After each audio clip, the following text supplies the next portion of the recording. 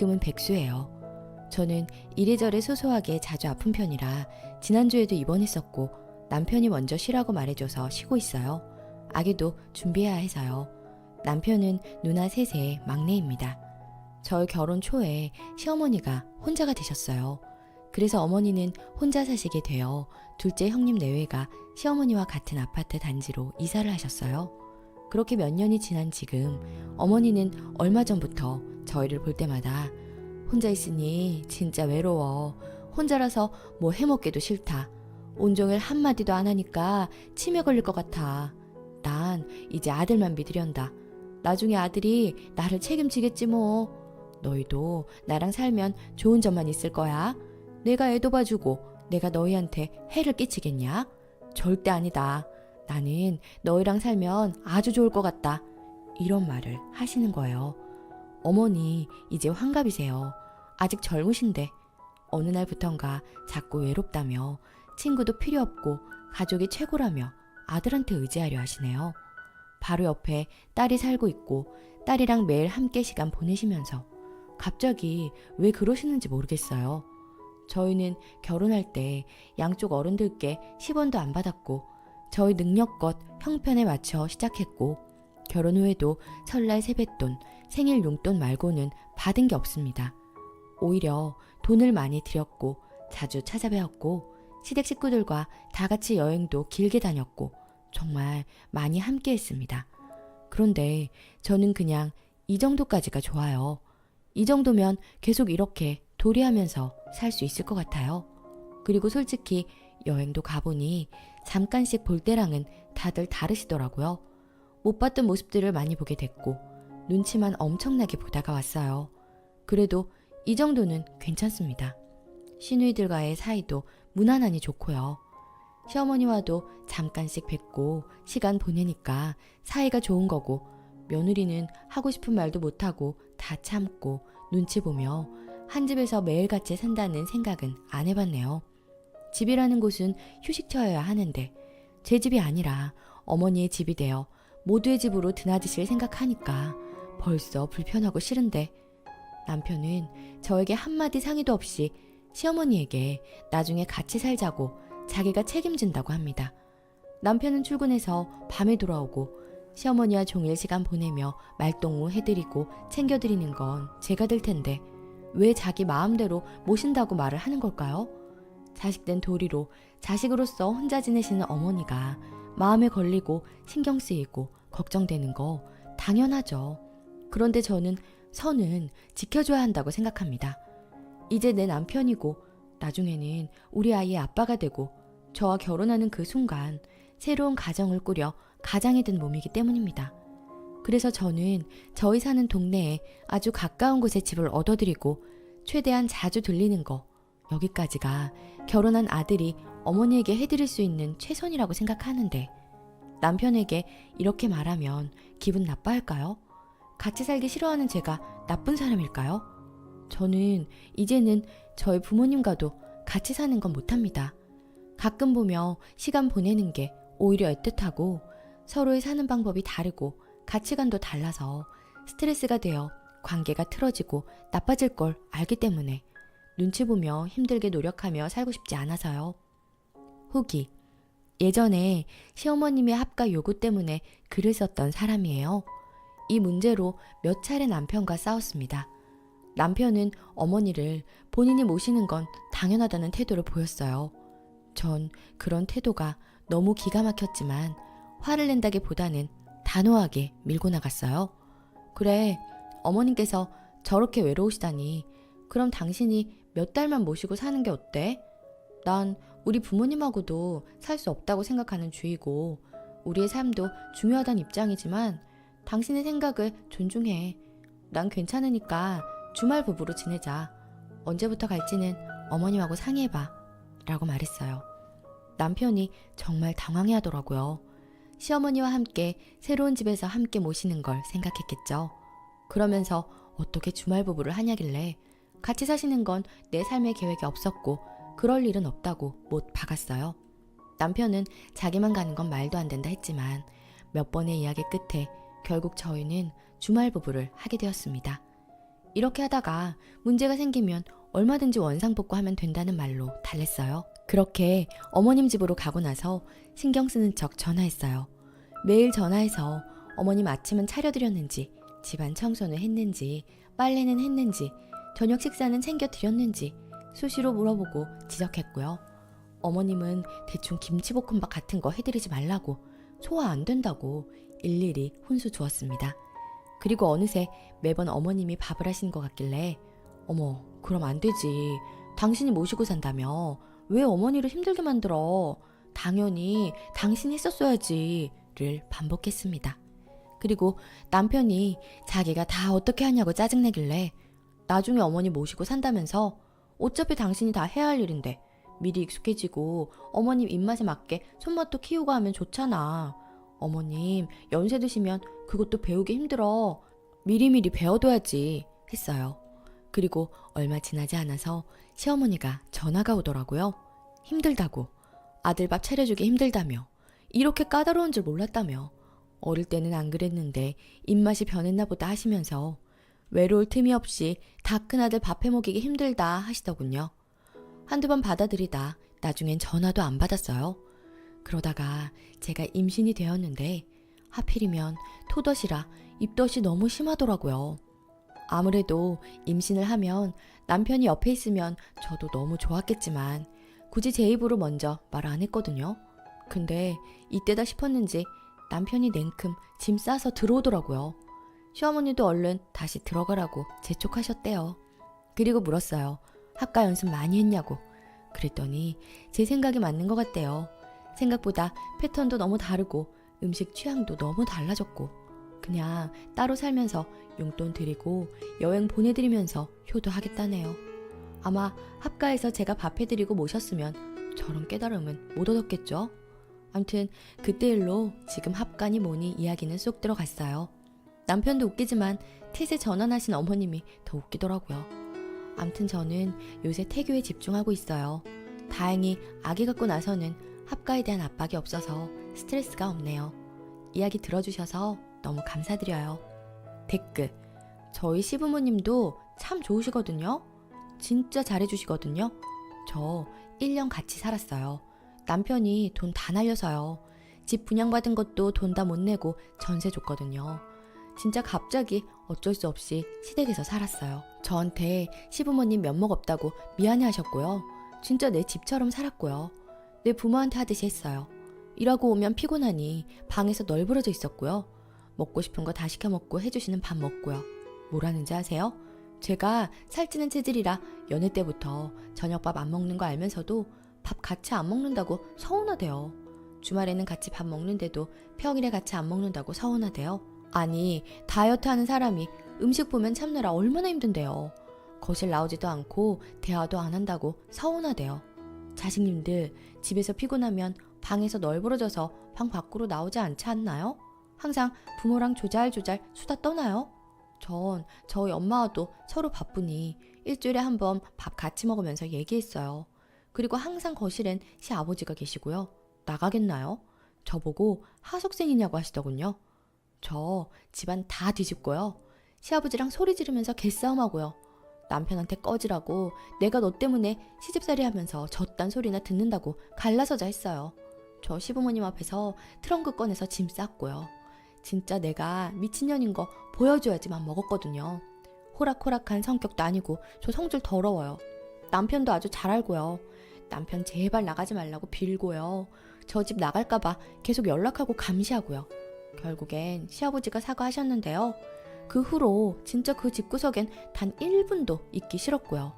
남편이 힘들어도 나가 살자 해서 그 일 있고 다음날 집 알아보고 바로 계약해서 일주일 만에 분가했어요.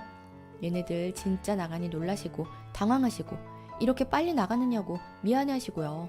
정말 좋으신 분들이시거든요. 근데 아들이 퇴근하고 아무것도 안 하고 쉬는 거랑 며느리가 퇴근하고 아무것도 안 하고 쉬는 거랑은 천지 차이인가 봐요. 다시 말하지만 진짜 좋으신 분들이세요. 참고하시길. 두 번째 사연. 출산할 테니 나보고 퇴직하라는 예비 신부. 정상인가요? 안녕하세요. 올해 결혼을 앞둔 예비 부부입니다.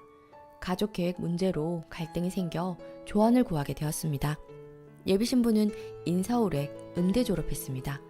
현재 무직이며 일해본 적도 의지도 없습니다. 결혼 후에도 전업주부 원하고요. 다만 부모님께 증여받은 건물에서 월세 받으면서 삽니다. 예비 신랑은 비슷한 수준의 인서울 공대 졸업했어요. 이후 바로 공기업 취직했고 연봉 6천 이상입니다.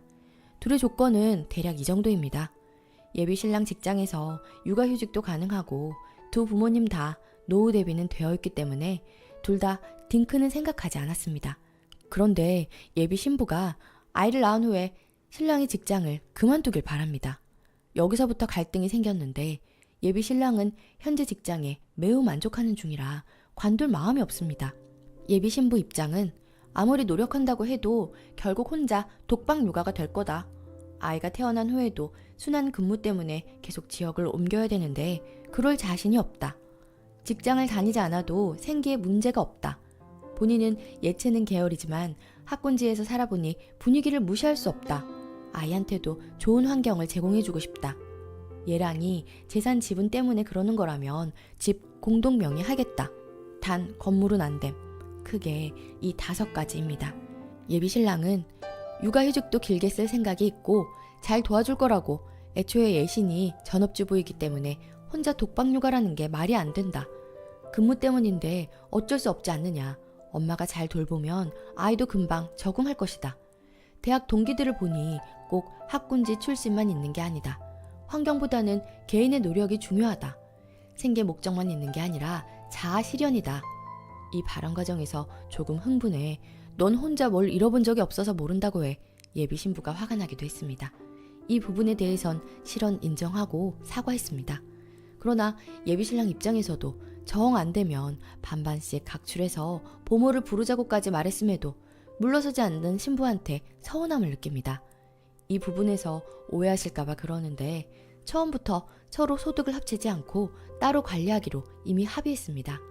대신 전업주부인 신부가 장을 보기 때문에 외식비를 제외한 식비와 예비 신부가 부르는 주 3회 방문하시는 도우미 아주머니는 예비 신부가 부담하기로 했습니다. 예비 신부는 예랑이 직장을 그만둘 땐 본인이 모두 부담하겠답니다. 현재까지는 이런 상황입니다. 이 문제만 빼면 대체로 잘 지내왔는데 결혼 직전에 이런 갈등에 직면해 둘 다 당황스러운 상태입니다. 공정한 조언을 위해 누가 썼는지는 밝히지 않았으니 부디 많은 조언을 부탁드립니다. 그리고 예비 신부가 시터 부르는 걸 반대하는 이유는 예시는 아버지가 사업하시면서 어렸을 때부터 오래 떨어져 있고 시터 이모님과 컸는데 본인이 다 커서도 부모님 사랑에 대한 결핍이 있는 것 같다고 합니다. 그래서 본인은 꼭 아이를 낳으면 최소한 어렸을 때라도 남의 손에 맡기고 싶지 않다고 합니다. 후기. 안녕하세요. 저 글 속 예비 신부입니다. 어제 새벽 친구한테 메시지를 받았는데 아무리 봐도 대학이나 전공, 상황이 제 이야기 같아서 예비 신랑과 싸웠어요. 결론부터 말하자면 예비 신랑도 본인이 쓴 글이라고 시인했고 잠깐 준비를 멈추자고 했습니다. 사실 이미 속으론 파혼하기로 해 예비 신랑은 아니지만 편의상 예비 신랑이라고 부르겠습니다. 그냥 무시하고 글 쓰지 말까 했지만 그 찌질한 새끼가 글 내릴 것 같지도 않고 저만 미친 여자가 되어 있길래 글 몇 자 씁니다. 지 입장으로만 유리하게 편집했으면서 꼴에 공정한 척하는 걸 도저히 못 봐주겠어요. 우선 당연히 다짜고짜 직장을 그만두라고 한 게 아닙니다. 처음에는 순환 근무를 하지 않은 직장으로 이직하는 걸 권유했습니다. 이직으로 인해 월급이 줄어든다면 줄어든 만큼 생활비는 제가 부담하겠다는 조건이었어요. 그러나 예비 신랑은 사기업은 워라밸이나 업무 강도도 세고 야근도 자유롭지 못하다고 거절했습니다. 저도 직장 문제로 스트레스 받는 친구들을 보면서 직장이 잘 맞는 게 얼마나 복인지 알지만 결혼하고 아이를 키우는데 예랑의 직장은 진짜 아니었어요. 그걸 어떻게 아느냐면 제가 유럽 유학도 때려치우고 예랑에 따라 예비 신랑 직장 근처에서 2년을 살았는데 진짜 시골이에요. 시골도 그냥 시골이 아니라 밤에 어두컴컴하고 가로등도 거의 없고 편의점도 없어서 걸어서 20-30분 거리에 마트 하나 있는 곳이에요.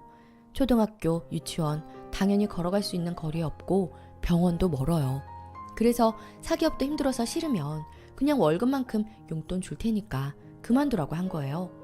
그리고 뭐 얘랑이 30년치 월급이랑 퇴직금 줘라 이런 댓글도 있던데 저런 갈등 전에도 시세 35억 이상인 다들 알만한 서울 학군지에 있는 아파트 그리고 예식비 전액 부담하기로 했습니다. 예식비는 제가 원래 호텔 예식 로망이 있기도 했고 아버지 지인분들이 많아 저희 측이 부담하기로 했었고 저 아파트가 예비 신랑이 그만두면 공동명의 하기로 했던 아파트예요. 그 외에 예신, 월세로 모은 5억, 명품이나 차 관심 없어서 그냥 모였어요.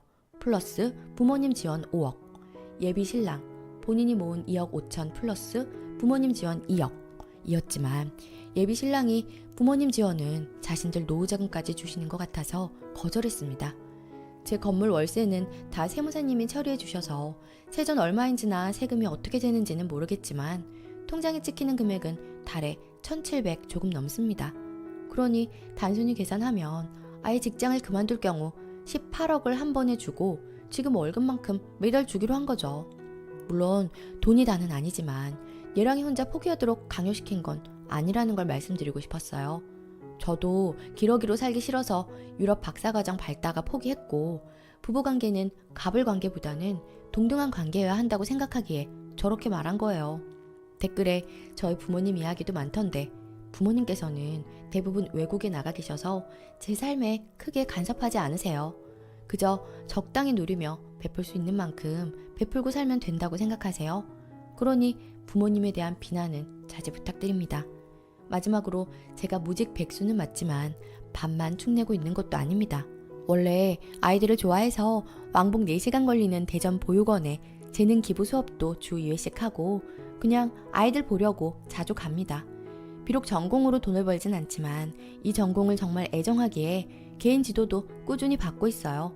다른 취미들도 많이 즐기고 예비 신랑도 수상스키 배우면서 만나게 됐습니다. 비록 제 힘으로 돈을 버는 건 아니지만 전 꼭 돈을 버는 것만이 가치 있는 사회활동은 아니라고 생각하거든요. 이렇게 해명하고 있는 게 조금 현타 오지만 그래도 사람 하나 걸은 대가라고 생각하면 조금 마음이 가볍습니다. 아직 제 결정에 확신은 없지만 결혼 자금으로 가져가려던 건 재능 기부로 출강하던 보육원에 기부하고 전 다시 공부를 시작할 생각입니다. 사실 이렇게 적어도 사람에 따라선 제가 요구하는 조건이 이기적으로 보일 수 있다고 생각합니다.